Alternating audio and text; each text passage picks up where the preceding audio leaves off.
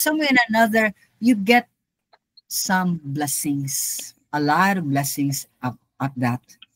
So in this particular text of ours, God achieved his purpose uh, in the lives of Paul by making Paul's life hard.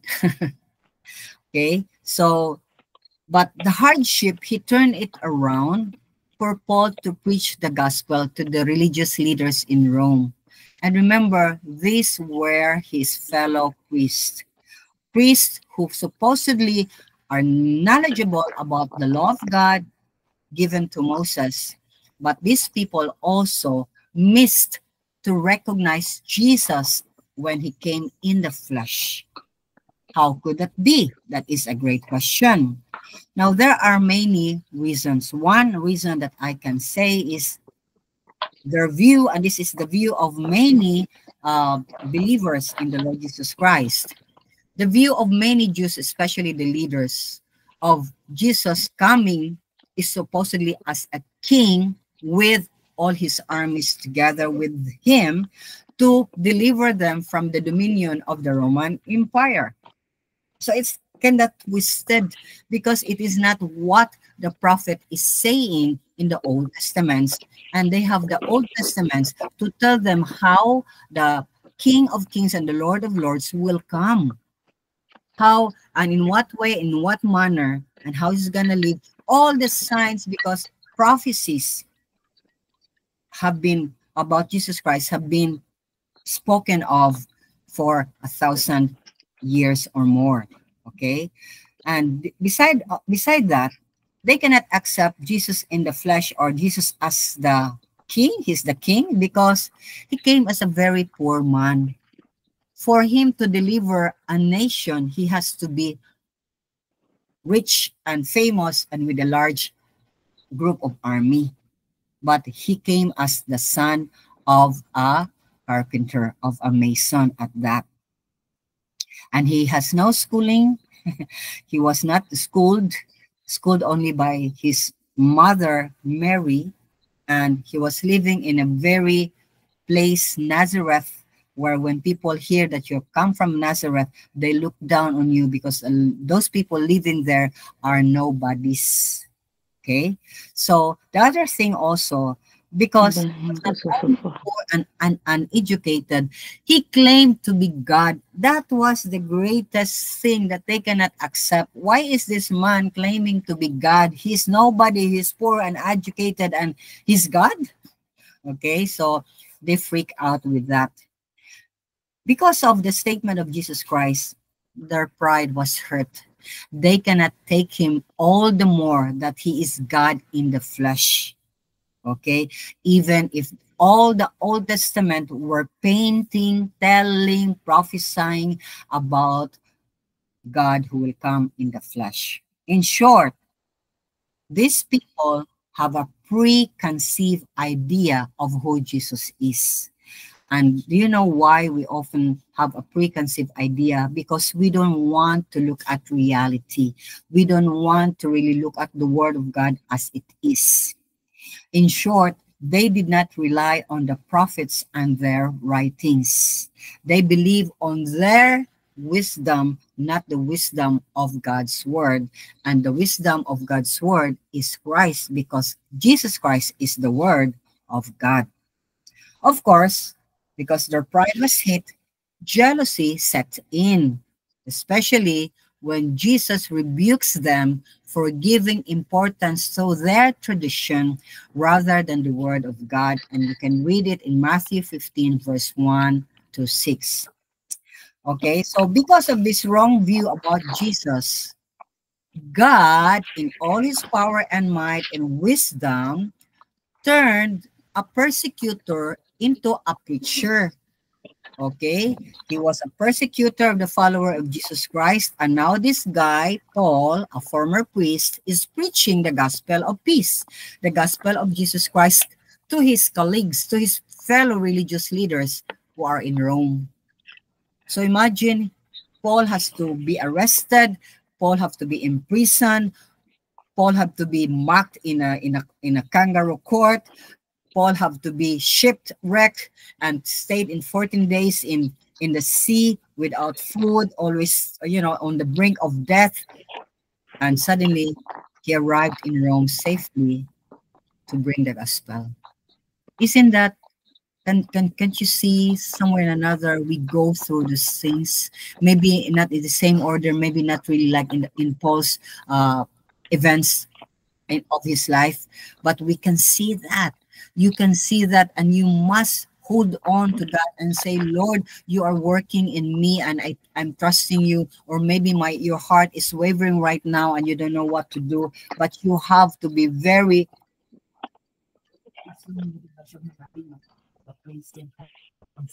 okay. So there is an interruption. Okay. My sister is asking for, he doesn't understand what he's feeling right now. And we just, Lord, when you were even in a secluded place and you were just fellowshipping with the Father, but when one of your disciples came and asked you to come down and to meet the people because they were in great need, you stopped your fellowship with the Father and you ministered to the people who are in need.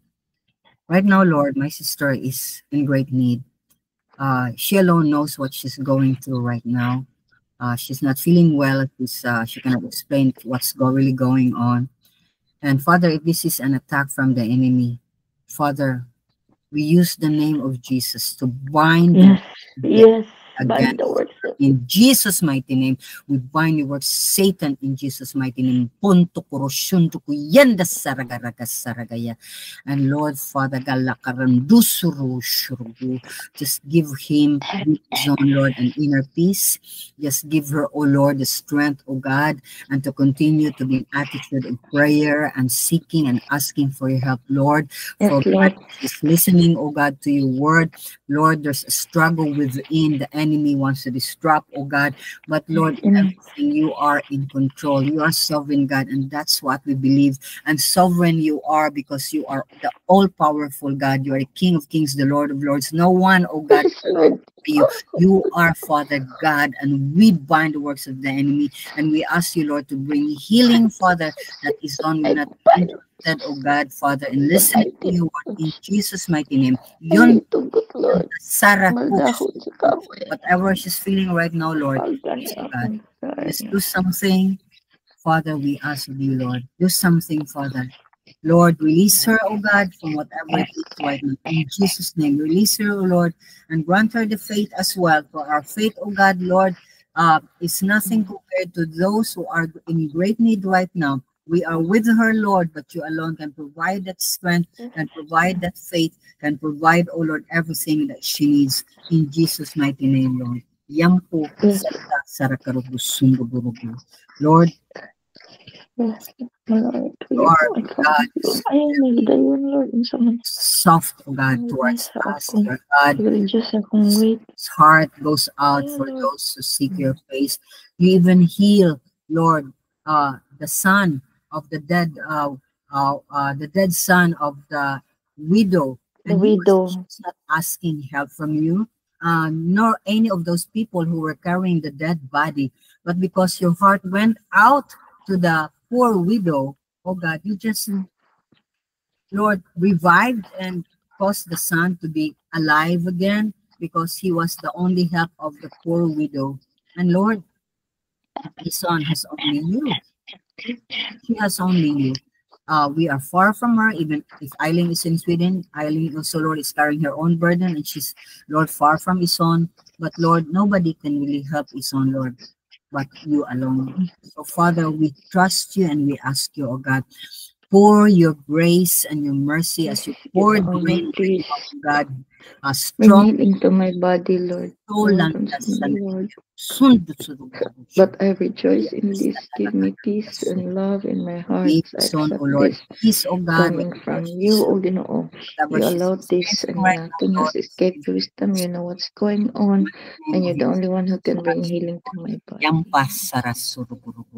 Salamat, salamat kay Ginoo. In Jesus' mighty name, you're the only one who can hold her. comfort her, and the only one, oh God, who can truly whisper to her that everything is taken care of. And she just have to trust you, Lord. Just to trust you. Let faith, O Lord, arise in the heart of His Son and in our hearts as well. Dalay kong kamahan. Come, Holy Spirit, we need you. Come, Holy Spirit, we pray. Come with thy strength and thy power. Come in thy own special way. Move, Holy Spirit, we need you. Move, Holy Spirit, we pray. Come with thy strength and thy power. Come in thy own special way. The Lord is good. The Lord is good. Blessed is the man who puts his trust in him. The Lord is good. The Lord is good. Taste and see that the Lord He is good. Taste and see that the Lord is good. Lord, His Son alone can taste of your goodness, but allow us to see your goodness of what's going on right now by making a miracle, by just stopping whatever pain, whatever she's feeling right now, whatever is going on in her heart and in her mind, oh God, in her body. Lord, show forth your power. Show forth, oh God, your glory. We believe in you. We trust in you, oh God. Now, these are a group of your people who believes in the Son, your only begotten Son, that only through him can we have access to you, Father.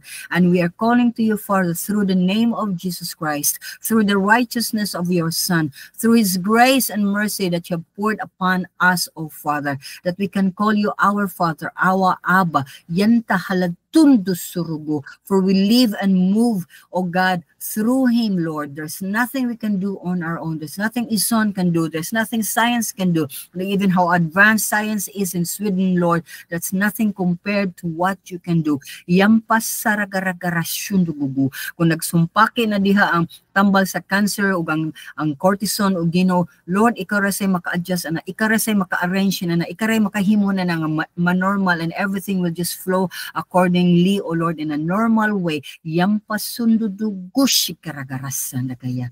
Father, you know every cell of Ison's body. You know what's going on, O Lord God. Yampu every cell, every atom, you know, Lord. So, Father, we commit her to you in the name of your Son, Jesus Christ, Father. And we continue, O Lord, to believe in you. So make this situation, O Lord, be an evidence of your great power and love for us, that, Lord, we will finish this with a greater awe of who you are, of greater amazement of what you can do. That truly in every struggle, in every problem, in every trials, in every bad and hard circumstances, you are there with us. You never leave us nor forsake us. And you are there, Lord, to support us, not only support us, Lord, with a hand to, to bring comfort and rub our backs, but you are there to support us all the way, because you are able to do immeasurably more than anything we can do or imagine. Because you are God. You are our God. And we'll continue to declare who you are in our lives, Father. Yang pusunto ko shikarasaraka. That's why we bind every works of the enemy. In Jesus' mighty name, we bind you, Satan, in the name of Jesus. We bind you, demons, in the name of the Lord. We bind you, Satan, in the name of Jesus. We bind you, demons, in the name of the Lord. You cannot stand in the midst of God's work. You cannot prevail over the Almighty God, for you are defeated by the power of the cross. So we bind you, Satan, in the name of Jesus. We bind you, demons, in the name of the Lord. We bind you, Satan, in the name of Jesus. We bind you, demons, in the name of the Lord. Let your spirit work mightily in his own right now and in each and every one of us, Father. And continue, oh Father God, to be glorified. In Jesus' name, amen. So how are you feeling, son? A little better. Thank you, Lord. Nagkaon ko karon og a little sandwich just so maulian. I don't know. Di pa ko ka-explain ako kasabot basin tungod kay ning lose akong weight. Yes, Lord. Father, whatever is going through in her body, Lord, we trust you that you're the one allowing things to happen. And Lord, thank you for hearing our prayers that she's feeling better, oh God. She cannot even describe what she's really feeling, Lord. And you know, oh Lord God, Father, that we are struggling against flesh and not against flesh and blood, but against power and principalities in heavenly places. And the enemy is always out and about to, Lord, to kill us, to steal, kill, and destroy us. But you have come to give us life and give us to the full. So that fullness of life, Lord, we know will come when we'll be face to face with you. But you can still give a portion of that fullness, oh God, of who you are, Father, in our lives every day as we are here on earth. Because you want us to shine. You want us to be the light and the salt of this earth. So, Father, let your will be done in the life of this son. As you have promised to set her free, let it come soon, Lord. Soon, Father, we pray. Yang kanta santo kuloshun to kushikaraka. And if ever it will come, Lord, let there be no hindrances, Father God, anymore. That she will truly be set free from everything that will encumber her, oh Lord God, to fly, to act, to respond to your command. For Lord, even with her sickness, she's willing to be used by you. What more so when you set her free? Thank you, Lord. Thank you. Let it be done to each and every one of us, oh God. That's our prayer. For there's no greater God, there's no greater Master, owner of our lives, our Creator, the Lord of our lives. There's nothing compared to you. And the best place to be working to and with and for is you, Lord. To be in your business, to be in your Father's business, and to be working in your kingdom. Samahan kami tami. Salamat kay Ginoo. And please continue, Lord, to speak to us through your word. In Jesus' name, amen. Amen. So can we proceed, son? Yes. So, thank you, Lord. Maminaw ra ko. Okay, go ahead. Thank you. So that's what we see. God, because of their wrong view about Jesus, turned Paul, a former persecutor of Jesus and of his people, into the preacher of the gospel. And he sent Paul to these religious leaders in Rome. And as I've said, for Paul to be in Rome and for his testimony or his witness to be, what you call this, to be wanted, to be needed, to be heard, he need to be arrested, imprisoned, and shipped to Rome to bring the gospel to these people. Now, these people whom he's going to share the gospel to relied so much on their religion for their salvation. They have not relied on Jesus Christ, who came to save all mankind, because in the first place, we know they do not accept, and until now, most of them do not accept Jesus, who came in the flesh 2,000 years ago. And that's why in the following sentence, we can see the length of time and the intensity of Paul's witnessing. We can read there in verse 23, He witnessed to them from morning till evening, explaining about the kingdom of God and from the law of Moses and from the prophets. He tried to persuade them about Jesus. Now, remember this. When he was explaining the kingdom of God, they don't have yet the New Testament. Okay? So Paul was relying on the law of Moses and the books or the written prophecies of the prophets. Okay? Because they have it already. So he tried to use the Old Testament to tell them about the kingdom of God and telling them that the kingdom of God is about Jesus coming to us, going back to heaven, and come back again. Okay? So that's how compact and how intensive and how wide and deep and high was the preaching of Paul to these people. So let's go. What is the kingdom of God? Okay, so I got help from that question. So again, I encourage you because they're very sound doctrine people. If you have some questions, just go to the Google and type their God question. And when it opens, you just, type there what's possible, topic or questions you have. You can get it there. Okay, so the kingdom of God from God question says, in a broader sense, is the rule of an eternal sovereign God over all the universe. Okay, so he's all over creation because he is the undeniable monarch of all creation. So in Psalm 103 verse 19, we can see there, the Lord has established his throne where? In heaven, and his kingdom rules over all. So there's no higher and greater God than the God Almighty who created the heavens and the earth.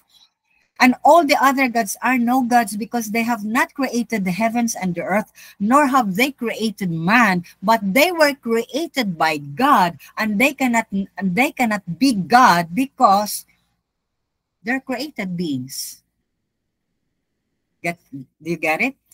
So in a narrow sense also, the kingdom of God is a spiritual rule over the hearts and lives of those who willingly submit to God's authority. So if you receive Jesus Christ, if you make him Lord and Savior, he rules over your life. He will rule over your affair. He will rule over your trials, your whatever it is. Just like in his son, he will rule over her sickness. So why worry about so many things? Why be panicky and, go anxious and be stressed on so many things when God is the one who's ruling everything? So all we have to do is just, Lord, here's my problem. I give it to you. Just cry out to the Lord. Just seek his face every day. Just cry out to him. Ask for help and ask forgiveness as well. Because a lot of times it is our sin that brings a lot of troubles in our lives. Okay, so now, when we say God wants to rule in our hearts, and the kingdom of God also is emphasized in Luke 17 verse 20, and be reading in New Living Translation. Verse 20 says, one day the Pharisees asked Jesus, when will the kingdom of God come? Jesus replied, the kingdom of God can't be detected by visible signs.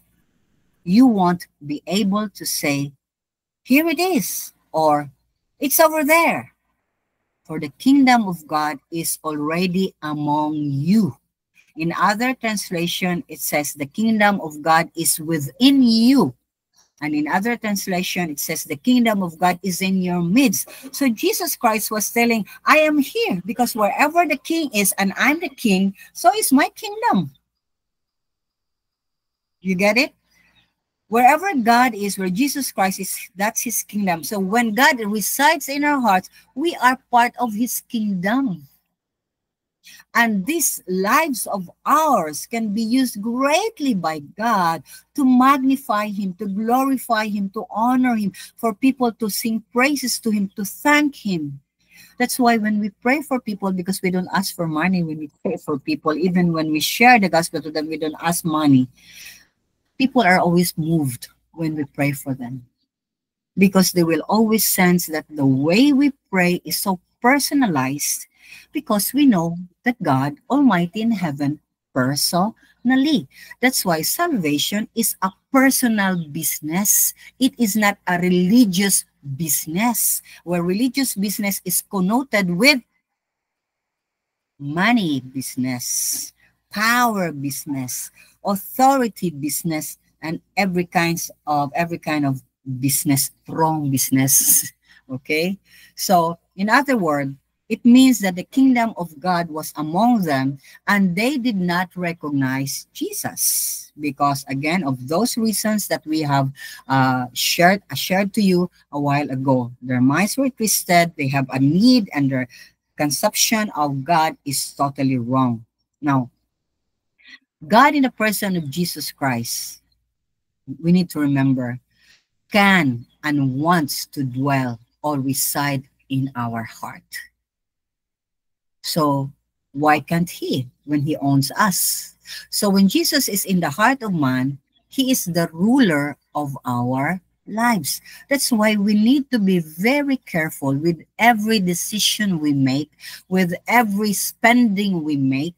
We need to ask God's guidance, because we don't own anything that we have right now, even our life, even our thoughts. We need to have the Lord God of heaven, who sees everything in our minds, and even the words before we speak, he knows it already. We need to be asking him to change us, purify us, and guide us, so we will not make wrong decisions. Because the moment we make a wrong decision, we act on it. When we act on that wrong decision, then is either then we become in the path, we are going in the path of, disaster. But if we make the right decision, which is the decision coming from the Lord, because we are asking for his guidance, then we know we are making right steps one day at a time. So we must make God the King of Kings and the Lord of Lords. Last night in our discipleship material that we're talking about this, our abiding, our trusting in God. Do we abide? Are we walking with him every day? That's why I would encourage you, once we are done with this, those who are willing to just go through what is it to be a disciple of God. We need to have a very clear vision, very clear understanding of who we are right now. If we know who God is, but we don't know who we are and what God expects of us, then we will often be doing wrong things. Then we often cast God aside and make him just a junior partner of our life. No, he is the King, the Lord, the Master of our lives, and his will must be done, not ours. Okay? So however, before all this can happen, before a man can be part of God's kingdom, before God or the Lord Jesus Christ can rule in his heart, he must submit to God's authority first. He must be born again to be part of God's kingdom. So to be born again, the person must recognize his sinfulness and his need of God's forgiveness through the atoning sacrifice of Jesus Christ at the cross. That recognition of our sinfulness and our need of forgiveness should lead us to repent of all our sins by asking God the Father through Jesus Christ alone. Why Jesus Christ alone? Why do we need Jesus to go to the Father? Because he is the mediator between man and God. It's very clear in 1 Timothy chapter 2, verse 5 and 6. And not only that, Jesus made this bold, big personal claim in John 14:6. And nobody can refute that when he said, I am the way, the truth, and the life. No one comes to the Father except through me. He said, through me. No, don't go through any gods. Don't go through any religion. Just go through me and you will have access out to my Father's presence. You can go to my Father, you become righteous, become blameless, you become a citizen of heaven, you will have eternal life, you will have all the rewards that you can gather if you want to, if you serve me with all your heart, mind, soul, and strength. That's God.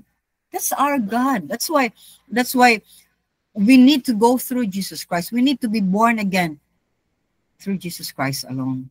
That is why Jesus, when he met this Pharisee named Nicodemus, who secretly met him, by the way, because he was afraid of other priests, and was trying to praise God. Oh, you're really coming from God, because all these miracles cannot be done if God did not favor you. But because he was looking only Jesus Christ as a human being, not really God, but he was praising God already. Jesus Christ knew the heart of Nicodemus was searching for something. And Jesus Christ did not, follow his praises by, yeah, you're right, I come from God, Nicodemus, you're right, thank you for coming, Nicodemus. No, he did not say that. He said in verse 3, in Amplified, I will read this. Jesus answered him, I assure you, which is very opposite his answer. Listen to this. I assure you, and most solemnly say to you, unless a person is born again, meaning reborn from above, spiritually transformed, renewed, sanctified, unless he is that, he cannot ever see and experience the kingdom of God. Whoa! What an answer to the praises of Nicodemus. So Nicodemus was confused. Why I need to be born again? Shall I go back again to my mother and be born there again? So Jesus simplified it to him in verse 5. Jesus answered, I assure you and most solemnly say to you, unless one is born of water and spirit, he cannot ever enter the kingdom of God. And Jesus explained in verse 6, that which is born of the flesh is flesh. Kung natao ka, nga tao, you are a person. The physical is merely physical. And that which is born of the spirit, if you're born from above, then you are born renewed spiritually. And furthermore, Jesus said in verse 7, do not be surprised that I have told you, you must be born again. Again, the word born again means reborn from above, spiritually transformed, renewed, sanctified.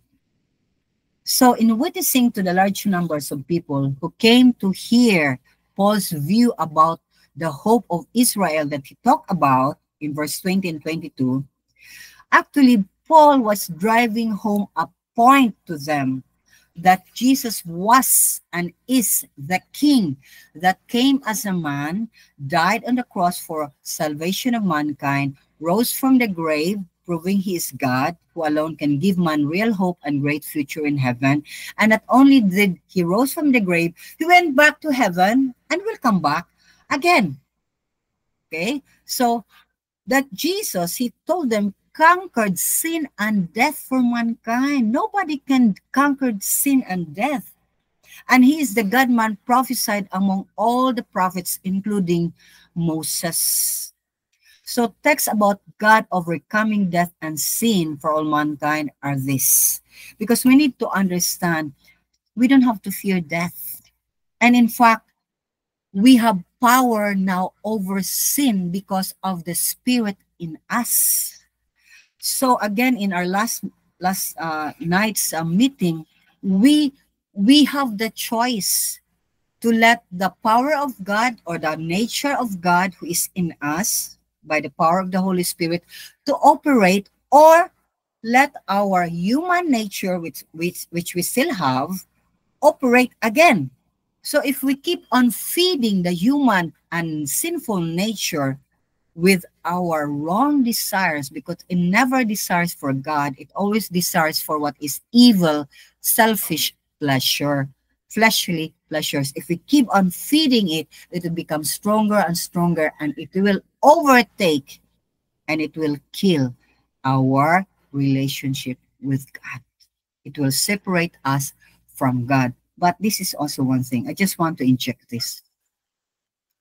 If a person is truly born again, you cannot and will not continue in sin, because the conviction of the Holy Spirit is so strong, and inside of you, you know you are sinning, and you'll never have peace, you'll never have joy. You see that everything is just scattered, everything is disastrous, everything is not going your way, because God is not there with you. How can you be successful in everything you do when if God is not with you? How can you be successful in the devil is the one beside you who wants to destroy you in the first place? So that's why choose separation from God? Why choose the evil one? Why choose the sinful nature when God is there for our best? He wants only the best for us. Yes, we are not excused or excluded, or we are not exempted from trials. Because whether we like it or not, they come. Not because we choose to or because of our foolishness, even if we are walking righteously with God, it comes. And what do we need to do? Embrace God even more. Hold on to God even more. Cleave to God even more and tell the Lord, Lord, whatever it is, no matter if Paul was shipwrecked for 14 days and it was really a hurricane, if this is hurricane and this is stronger than hurricane of Paul, Lord, I will cling to you, but hold me, because you are bigger than I am. You are stronger than I am. Can you imagine a child holding for his life, but the father will not hold her or him, and there's a flood or whatever? But our God is a big God. We are just a speck of dust in his palm. So he can really hold us, and he promised nobody can take you out of my hand. So that's how assuring is our salvation, an assurance that we are always protected by our God. And if he has protected us from sin, then we must stop sinning. For a person who knows God will not continue in sin. That is 1 John. Okay? 1 John. Now, death, of course, we will only sleep, and when we wake up, we are in heaven and with God forever and ever and ever and ever and ever. Amen. That's why in Revelation 1:5 it says, and from Jesus Christ, he is the faithful witness to these things, the first to rise from the dead, and the ruler of all the kings of the world. All glory to him who loves us and has freed us from our sins by shedding his blood for us. That's how God freed us from our sins. He cleansed us, freed us by shedding his blood for us. His blood is the one that cleanses our sin. Nothing in this world can cleanse our sins. Not our good works, not our religion, not our money, not anything, but by the blood of Jesus Christ alone. Because without the shedding of God's blood, of Jesus' blood, there is no forgiveness of sins. That's why Paul brought them to the law of Moses and from the prophets, because in the law of Moses, God instituted priesthood for, take note, Israel only. It's not for others to follow until now. Okay, because the priests right now are the believers, because the high priest is Jesus Christ. So when God instituted priesthood, is for them to understand it's through the priest, which is really Jesus Christ, that will mediate between man and God. And for the priest to enter in the holy place, they must kill a big, in our carabao or cow, shed his blood and sprinkle it there for their forgiveness of their sins. So Paul connected those things of what Christ has accomplished at the cross, that he is the ultimo, he's the one that can truly cleanse us from all our sins, not the blood of animals, not the blood of any other man, but only by the blood of Jesus. Okay, so Romans chapter 8, verse 1 and 2. It says, therefore, there is now no condemnation for those who are in Christ Jesus, because through Christ Jesus, the law of the Spirit of life has set us free from the law of sin and death. The law of life, the law of the Spirit of life has set us free from the law of sin and death. It is the Spirit of God that gives us life, and the law of sin and death has no power over us. It's still with us, but has no power unless we feed them by going against God's will, by disobeying God every day. Okay? So it's really our choice. You want to have a good life? Live for God. If you want to have a bad life, okay, leave God. Do not live. Leave. Biya sa Ginoo. And you will have a very miserable life. So that was the powerful content of Paul's witnessing to the Jewish religious leaders in Rome. He connected, as I said, the kingdom of God to the law of Moses and the prophets that spoke of salvation already through Jesus Christ. So you may ask, why did God give the law? It was a question Paul brought in his letter to the believers in Galatia.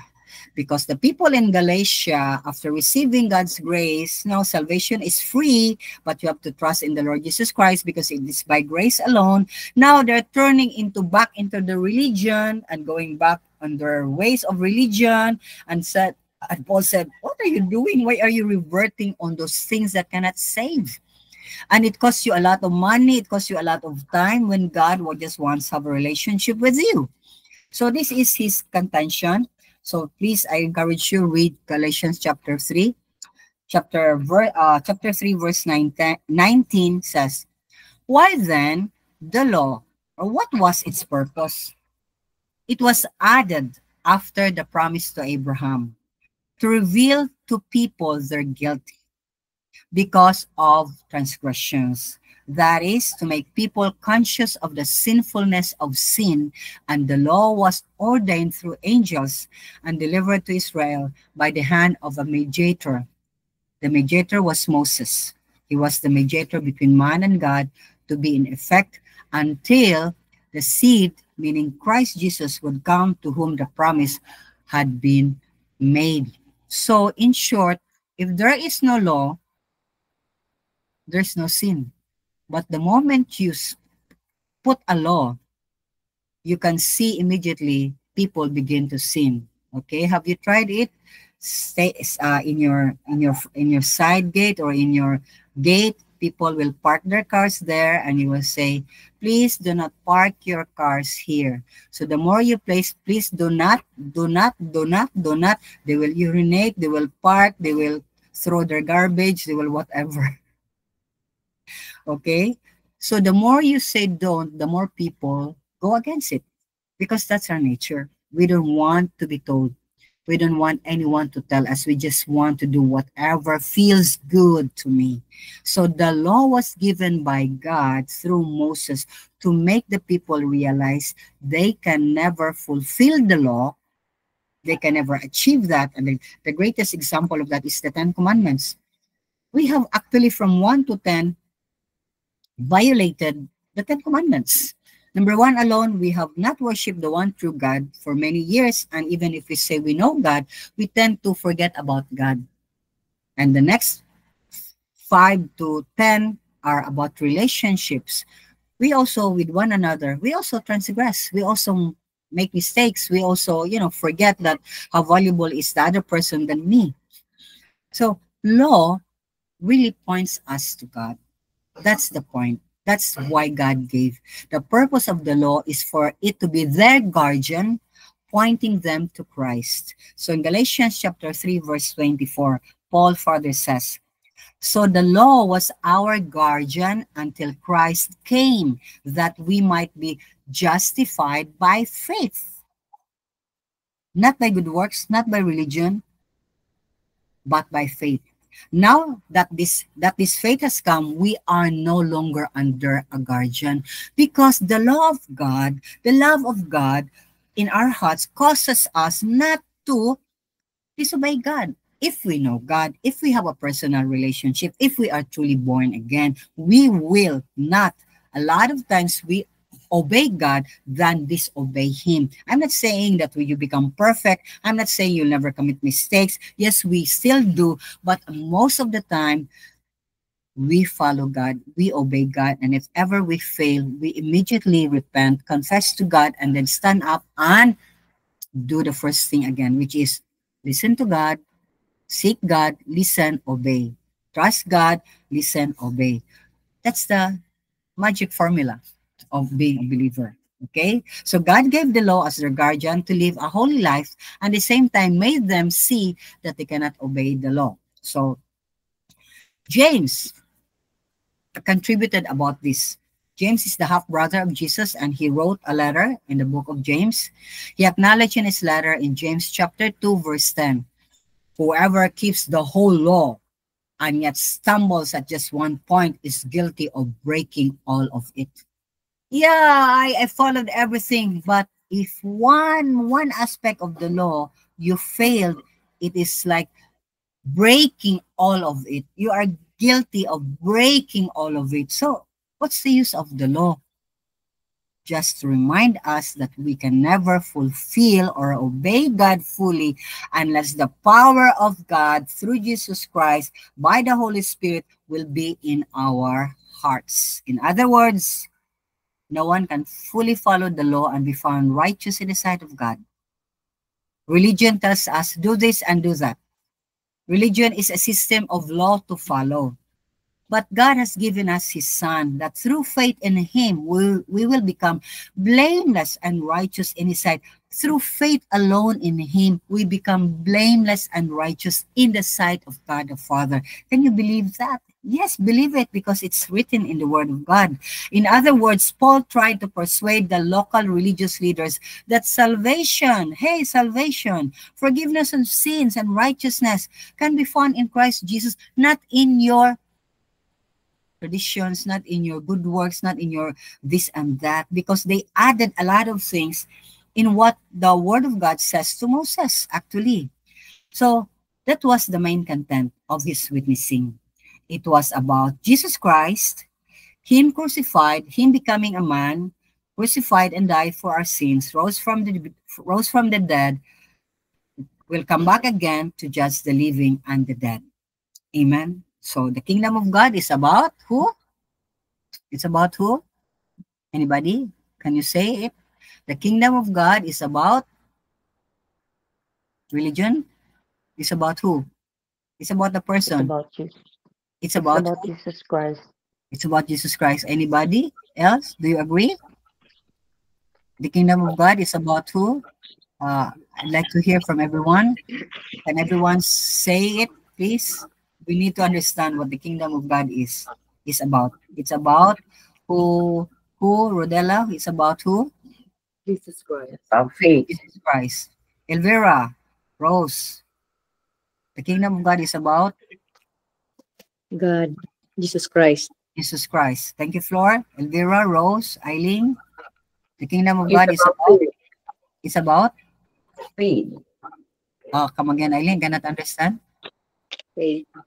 It's faith. Faith. It's about a person, Eileen. It's about the person, Eileen. It's not about faith.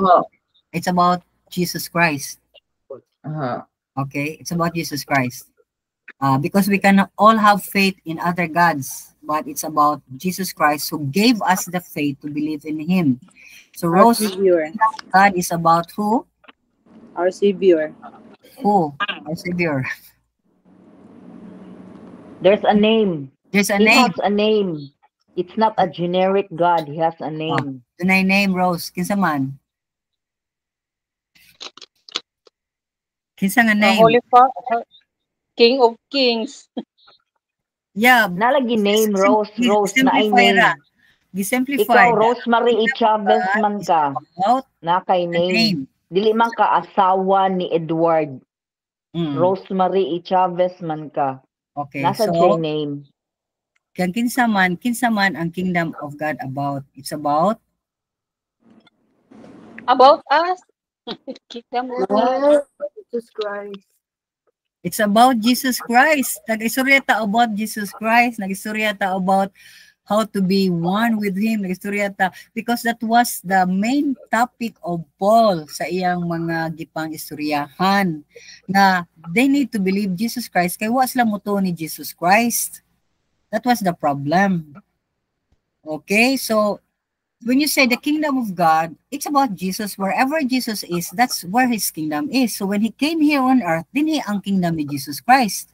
Okay, but actually, kung butan-awon nimo, He is the King of all kings, even if ang kalibutan karon is owned by the evil one, by Satan, dili jud nga own, dahil siya dominion because Adam and Eve gave over the authority God has given them to rule over the earth. Do you understand that? Do you know that? Si Adam ug Eve ilang gihatag ang authority to rule over the earth. Kita man tay mo rule sa earth. Nga why sin at that time? It was given over to Satan. Sa diha in exchange for the apple. No, exchange for that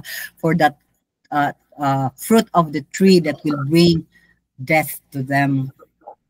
So the main thing, Jude, of our salvation, or the main thing about the kingdom of God is about Jesus Christ. Now, there are many people teaching about the kingdom of God. Yang murag, ang kingdom of God is kanang hard nga ruler, nga kailangan mo serve juga. Yes, we need to serve, but ang ginawa mo na siya mamugos. We can serve Him according sa atong conviction. Kaya kung nakaila ka niya, mo serve juga niya. Dili ka kaingon nga unya na lang kay Lord kay manapi pa ko diri mang business pa ko dinhi magkuan pa ko nani unya na lang ka Lord ka part-time lang ka Lord, you are not the main thing. No, when we know Jesus Christ, He becomes our main thing in our lives, mga kaisunan, because the kingdom of God is not even about serving, it's about loyalty, it's about lordship of Jesus Christ, it's about obedience to Christ, it's about listening, trusting Jesus Christ. It's about the person. Mo na ang punto. Kasabot ta, mo namin ko, what is the kingdom of God about? It is about what? Again? Si Rodella got it right? Jesus Christ. It's about, yes, Rodella got it right, Jesus Christ. About the others, do you agree? It's about Jesus Christ? Yes. Say it. You need to declare, yes. The kingdom of God is about? The kingdom of God is about Jesus Christ. Right. Thank you. Okay. Alone. Nothing else. Nothing else. Okay. So, about si Flor, recognize that. Jean, si Georgian. The kingdom of God is about? The kingdom of God is about Jesus Christ. Praise God. Elvira, Eileen. Yeah, the kingdom of God is about Jesus Christ. Good. Okay. Eileen, you change your position. The kingdom of God is The kingdom of God is about Jesus Christ. Okay. So, Rose? The kingdom of God is about Jesus Christ. Good. So, kung what kay takasabutan na I can talk to you again over and over about this kaning nga topic. Because it's a very hard topic. It's para nako it's like a big chunk of beef or pork or chicken nga gipasok sa imong mouth niya. Your mouth is very small. So you need to chew. You need to chew it. So please, if you are if you are confused, if you do not understand yet, please feel free. Don't be ashamed, don't be embarrassed to ask questions, because that goes to show you really want to understand and you want to have a very good relationship with Jesus Christ. Medium lang ko, kanang mo fill in lang ko, mutabang lang ko for you to understand. Okay? And we go to the Word of God, not my opinion. To the Word of God. Yes. Yes, Manuel. As Luke 7, what's this? As Romans 14, Romans 14, 17 to 18, it is kuan you describe kanang mas kuan siya ba ang kingdom of God? What, For the right? kingdom of God It's not For about the kingdom of God is not a matter of eating and drinking, but of righteousness, peace, and joy in the Holy Spirit, because anyone who serves Christ in this way is pleasing to God and receives human approval. Although nakaano lang ni siya sa iyang context ba? Ang context niya is about kuan ng pero more or less balog ka na describe niya, it's more on Jesus Christ, and it is serving him with joy, with peace and love. Halika day para ma-take note nila day. Romans 14 verse Romans 14, 17 to 18. 17 to 18. Take note of that. 14, 17 to 18.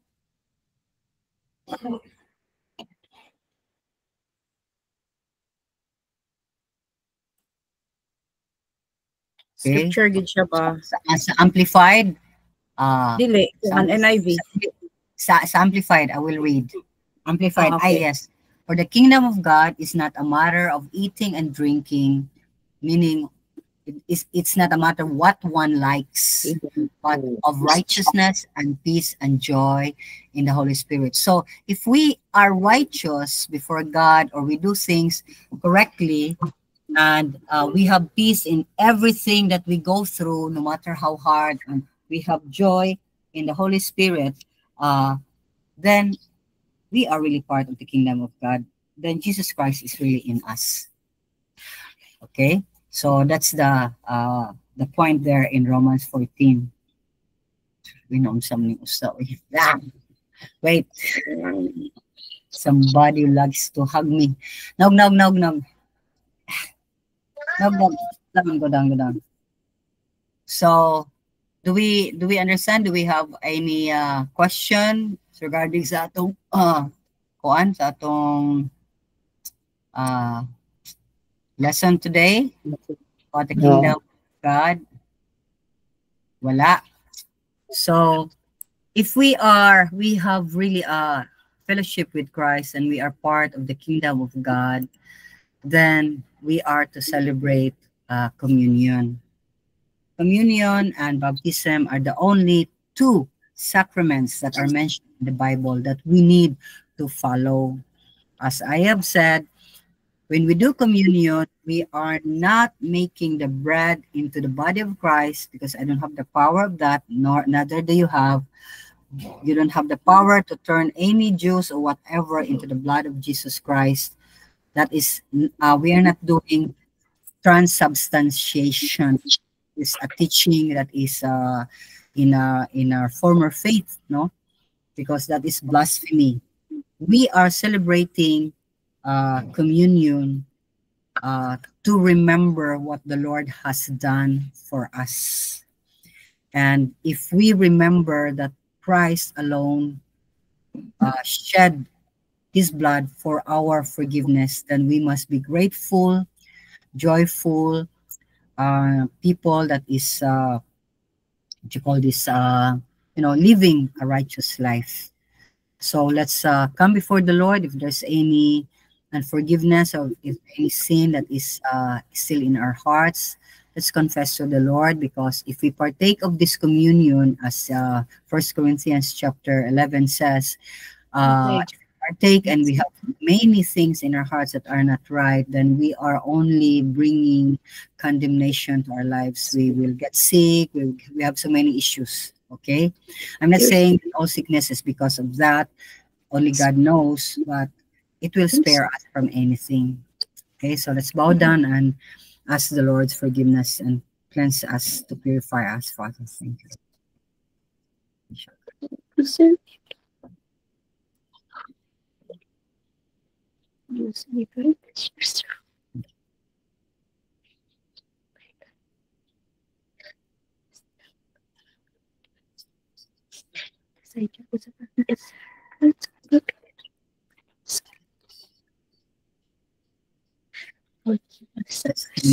Lord Father, we know that you are God. It says in 1 John 1:9, if we confess our sins, you are faithful and just to forgive us from all unrighteousness and cleanse us as well. Father, what a great and marvelous God you are. A person that we sinned against can say, I forgive you, but they can never remove our sinfulness. But you've done it for us. Thank you so much.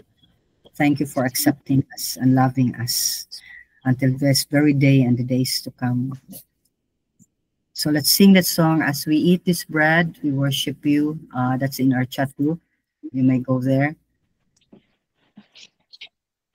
As we eat this bread, we worship you.